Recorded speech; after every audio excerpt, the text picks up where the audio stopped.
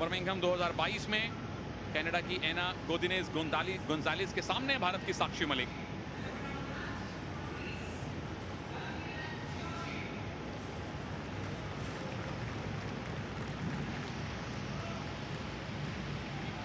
प्रबल दावेदार और भरपूर आशा साक्षी मलिक।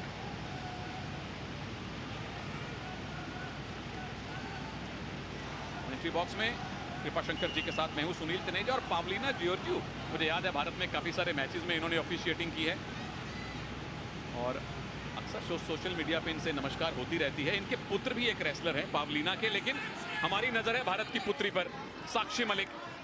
क्या भारत को 8वां गोल्ड दिलवा पाएंगी?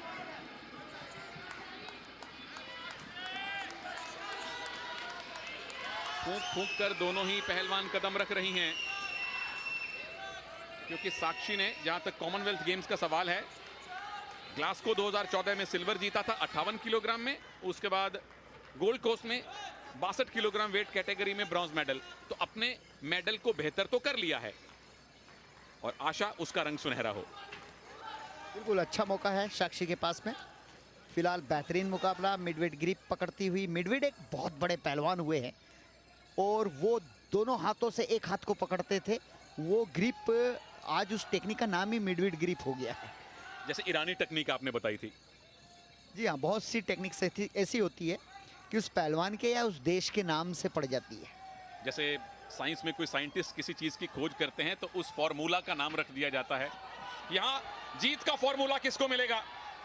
साक्षी के हाथों में विरोधी के हाथ हैं और साक्षी के पास अवसर है पीछे जाके टेक डाउन बनाने का, लेकिन छूटी कैनेडियन और वापस साक्षी पे अटैक किया और ये 2 पॉइंट का उनका दावा है। मिल जाएंगे गोंजालेस को 2 पॉइंट और अब साक्षी को करना है मैट डिफेंस। मैट डिफेंस किया, 2 ही पॉइंट लूज किए, लेकिन वेल डन है ना गोंजालेस, जिस तरह से पैसिव मुद्रा से एक्टिव में आई और 2 पॉइंट लिए। देखिए, अच्छा अटैक किया था साक्षी मलिक ने। और कई बार क्या होता है कि पॉइंट ले लिया, हमारे मन ने मान लिया और आपने मसल्स को थोड़ा सा ढीला किया, वहीं विपक्षी पहलवान पलट के वार कर देता। वो स्थिति यहाँ पे निर्मित हुई है और उसका फायदा कैनेडियन रेसलर ने ले लिया है। एना गोंजालेस कनाडा की अंडर 23 चैंपियन रही हैं, जूनियर स्तर की, पिछले साल ही। लेकिन साक्षी की हालिया फॉर्म बढ़िया। हालांकि रियो के बाद अपनी फॉर्म और फिटनेस से काफी संघर्ष करना पड़ा साक्षी को। बिल्कुल, देश में ही बहुत सी पहलवान हैं जिन्होंने साक्षी मलिक को हराया है। तो अब ये नहीं कह सकते साक्षी मलिक डाउन गई है, हमारे देश की कुश्ती ऊपर जा रही है। ऊपर गई है और उसका बहुत सारा श्रेय साक्षी को भी जाता है, फोगाट सिस्टर्स को भी जाता है, जिन्होंने भारत में भारतीय कुश्ती के लिए एक तरह से एक नया रास्ता दिखाया, नए पहलवानों को प्रेरित किया। और जो नए प्रेरित पहलवान जब आके आपको चैलेंज करें तो समझ लीजिए कि आपका खुद का कद कितना बड़ा है और देश में ये खेल कितना बड़ा हो चुका है। और वो सारी पहलवान ज्यादातर आती हैं हरियाणा से और अब मध्य प्रदेश से भी बहुत सारी रेसलर आ रही हैं। एक और टेक डाउन की पोजीशन एना गोंजालेस, 2 पॉइंट और मिलेंगे और साक्षी को फिर से अब मैट डिफेंस करना पड़ेगा। गट रेंच नहीं लगने दिया, पर एना गोंजालेस 2 अटैक किए, दोनों में 2-2 पॉइंट मिले।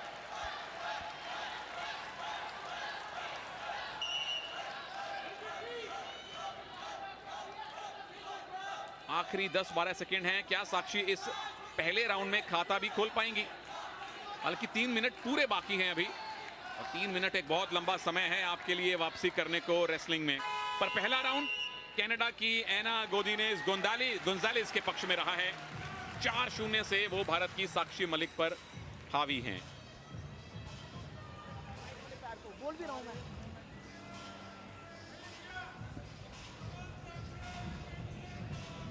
और ये पहला स्कोर साक्षी मलिक का अटैक था। हालांकि कैनेडियन रेसलर्स ने बहुत अच्छा पलटवार किया, काउंटर अटैक किया और 2 अंक। ये देखिए, साक्षी मलिक अपने ही दांव में उलझी, यहीं से कुश्ती खराब हो गई है। 2 अंक और दिए, 4-0 पर पहुंच गया मुकाबला। साक्षी के लिए वापसी करना मुश्किल नहीं है। अब समय नहीं है कि आप डिफेंसिव खेलें। चलिए, ऑफेंस और डिफेंस दोनों करने के लिए अब 3 मिनट बाकी हैं। सवाल यह है कि साक्षी कितनी जल्दी वापसी करेंगी या एना गोंजालेस इसी मुद्रा में और पॉइंट बटोरेंगी। मेडल कंफर्म है, पर हमारी आशा, हमारी प्रार्थना गोल्ड के लिए है कि चैंपियन सुपुत्री साक्षी मलिक ने जीता है। और ये भी खानदानी पहलवान हैं, पति सत्यव्रत कादियान रेसलर हैं, उनके पिता सत्यवान साहब, एक बहुत बड़ा नाम। बिल्कुल